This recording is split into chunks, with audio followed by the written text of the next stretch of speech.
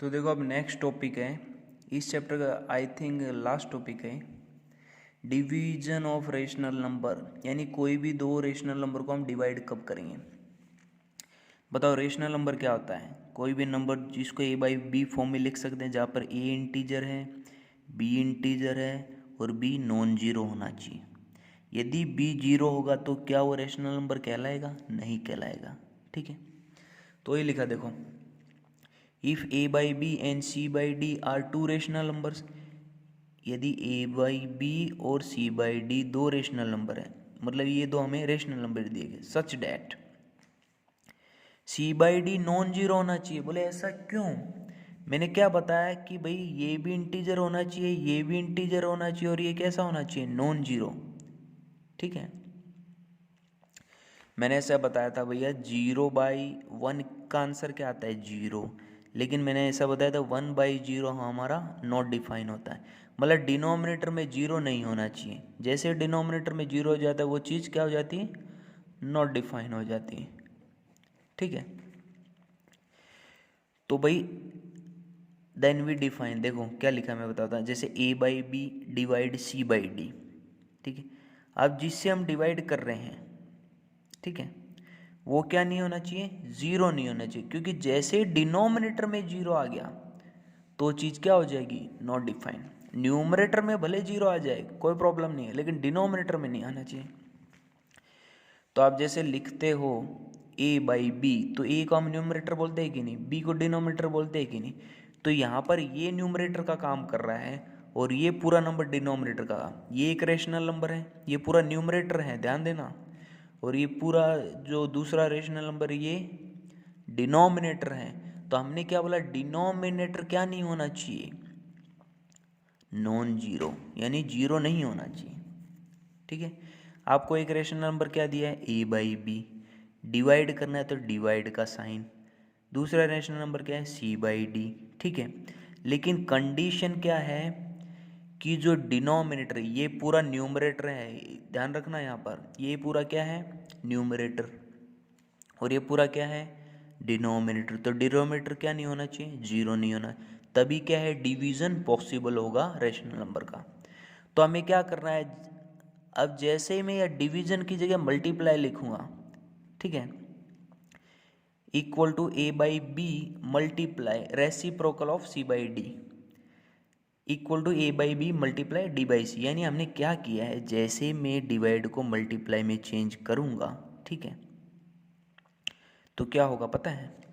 जो न्यूमरेटर की चीज़ थी वो डिनोमिनेटर में आ जाएगा और डिनोमिनेटर की चीज़ न्यूमरेटर में आ जाएगी। ठीक है, बोले ऐसा क्यों कर रहे हैं हम? भाई आप इस चीज़ को ऐसे लिख लो या ऐसे लिख दो, दोनों की वैल्यू क्या रहती है? सेम रहती है, मतलब। ठीक है, आप या तो a by B divide c by d लिखो या a by b multiply d by c लिखो, दोनों वैल्यू सेम रहती है। ठीक है, यानी आपको क्या करना है? फर्स्ट ये जो है इसमें कोई चेंज नहीं करना है, यानी a बाई बी लिख दिया। इसके बाद जैसे डिवाइड को मल्टीप्लाई में चेंज किया आपने, ये डिवाइड को मल्टीप्लाई में चेंज किया, तो ये जो था इसका क्या हमें करना है? रेसिप्रोकल करना है। c बाई डी का रेसिप्रोकल क्या हो जाएगा? d by C. न्यूमरेटर की चीज़ डिनोमिनेटर में आ जाएगी, आ गई ना, और डिनोमिनेटर की चीज़ कहाँ गई? न्यूमरेटर में। ठीक है, और कुछ भी नहीं करना है आपको। यही मैंने रिजल्ट लिखा है, a by B divide c by D equal to a by B. जैसे डिवाइड को मल्टीप्लाई में आज चेंज किया तो इसमें चेंज होगा, इसको उल्टा करना है, इसको रेसिप्रोकल करना है, इसको नहीं करना। ठीक है, जैसे आप ये बात आपको हजम नहीं हो रही हो, ठीक है ना, तो इसके लिए ये प्रूफ भी है, एग्जाम्पल ले सकते हो आप। ठीक है, लेट a इक्वल टू 4 ले लिया मैंने, b इक्वल टू 1 ले लिया, c इक्वल टू 2 ले लिया, d इक्वल टू 1 ले लिया। तो ये LHS है। इक्वल टू के ये साइड क्या है? लेफ्ट हैंड साइड, और इक्वल टू की ये साइड क्या है? Right hand side. तो लेफ्ट हैंड साइड क्या हो जाएगा? a की जगह आप 4 रखो, b की जगह 1 रखो, डिवाइड में c की जगह 2 रखो और d की जगह 1 रखो। तो 4 डिवाइड बाई 1 यानी 4, 2 डिवाइड बाई 1 यानी 2, 4 डिवाइड बाई 2 कितना हो गया? 2, यानी लेफ्ट हैंड साइड हमारी ये आ गई। और राइट हैंड साइड क्या है हमारी? a by b multiply d by c, यानी a क्या है हमारा? 4, b क्या है हमारा? 1, 4 बाई 1 मल्टीप्लाई d कितना है? 1, सी कितना है 2, तो बताओ 4 मल्टीप्लाई 1 कितना हो जाएगा 4, और 1 मल्टीप्लाई 2 कितना हो जाएगा 2, ठीक है। 4 मल्टीप्लाई 1 यानी 4, 1 मल्टीप्लाई 2 यानी 2। अब 2 2 जो कितना हो जाएगा 4, यानी 2 आंसर आ जाएगा। तो वही मैंने किया, या आप ऐसे भी कर सकते हो 2 2 जा 4 तो 2। तो बताओ left hand side right hand side equal आई कि नहीं? Left hand side equal to right hand side का मतलब है जो ये चीज़ हमने लिखी है क्या है, ट्रू है। क्या है? ट्रू। यानी आप इस तरीके से लिखो या इस तरीके से लिखो, दोनों का मतलब क्या है, सेम है। यानी क्या करना है, कभी भी आपको क्वेश्चन में ये दिया रहे a बाई बी डिवाइड में c by D equal to क्या लिख सकते हो, a बाई बी लिखा, डिवाइड को जैसे आपने मल्टीप्लाई में चेंज किया तो ये नंबर क्या हो जाएगा, रेसिप्रोकल आ जाएगा। यानी ये जो डिनोमिनेटर में लिखा है ये कहाँ चला जाएगा, न्यूमरेटर में, और जो न्यूमरेटर में लिखी चीज़ ये कहाँ चली जाएगी, डिनोमिनेटर में। लेकिन इसमें कोई चेंज नहीं होगा, जो चेंज होगा डिवाइड के बाद वाले में होगा, ठीक है, ये है, ठीक है। जैसे मैं आपको 2-4 एग्जांपल बताता हूँ तो आपको ज़्यादा क्लियर होगा। फर्स्ट है सिंप्लीफाई 7/15 डिवाइड 2/3, सेकेंड -8/35 डिवाइड 2/7, और थर्ड है 16/21 डिवाइड -4/3, फोर्थ है -9/20 डिवाइड -3/10।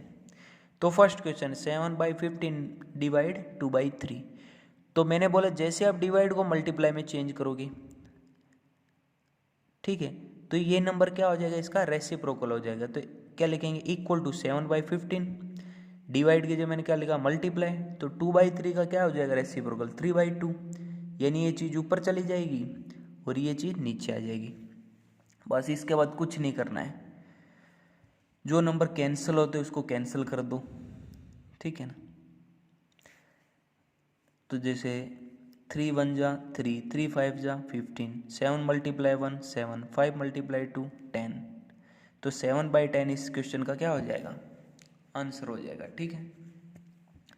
सेकंड क्वेश्चन देखो -8/35 डिवाइड 2/7, तो मैंने क्या लिखा -8/35। अब डिवाइड की जगह जैसे ही मैं मल्टीप्लाई करता हूँ, यानी डिवाइड का साइन जैसे ही मैं मल्टीप्लाई में चेंज करूँगा तो इस नंबर का क्या हो जाएगा, रेसिप्रोकल हो जाएगा।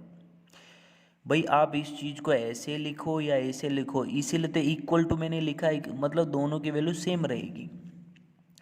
2/7 का रेसिप्रोकल क्या हो जाएगा 7/2, ये ऊपर चला जाएगा ये नीचे आ जाएगा। आप कैंसिल करो, 2 1 जा 2, 2 4 जा 8, 7 1 जा 7, 7 5 जा 35, तो 4 मल्टीप्लाई 1 कितना हो गया 4, ये माइनस का साइन तो माइनस का लगाया। 5 मल्टीप्लाई 1 कितना हो गया 5, ये 2 1 जा है, ठीक है, ओके। थर्ड क्वेश्चन देखो 16/21 डिवाइड -4/3, तो 16/21 लिखा, डिवाइड का साइन मल्टीप्लाई में चेंज किया तो इसमें चेंज हो जाएगा क्या, इसका रेसिप्रोकल हो जाएगा, इसमें कोई चेंज नहीं होगा, ठीक है। तो क्या हो जाएगा 4 नीचे आ गया, 3 ऊपर चला गया, यानी -3/4, साइन में कोई चेंज नहीं आएगा, ये जो साइन लिखा है नंबर्स का ऊपर नीचे होगा। तो अब देखो 4 1 जा 4, 4 4 जा 16, 3 1 जा 3, 3 7 जा 21, 4 और यहाँ पर 1 बचा है, तो 4 मल्टीप्लाई 1 कितना हो गया 4, 7 मल्टीप्लाई 1 कितना हो गया 7, माइनस का साइन तो माइनस का साइन लगा दिया, ठीक है। मैंने बताया था भाई ये एक रेशनल नंबर है, ये दूसरा एक रेशनल नंबर, इन दोनों का प्रोडक्ट कैसे करेंगे, product of their numerator upon product of their denominator, वैसे भी करो तो भी कोई फर्क पड़ने वाला नहीं है, और वैसे ही किया है मैंने। भाई ये न्यूमरेटर का प्रोडक्ट हो गया, अपन ने डिनोमिनेटर के, यानी ऐसे लिख सकते हैं हम इसको 16 मल्टीप्लाई -3 अपॉन 21 मल्टीप्लाई 4, तो भी आप करोगे 4 4 जा 16, 3 7 जा 21, तो ऊपर क्या बचा -4 अपॉन 7, वही है, ठीक है।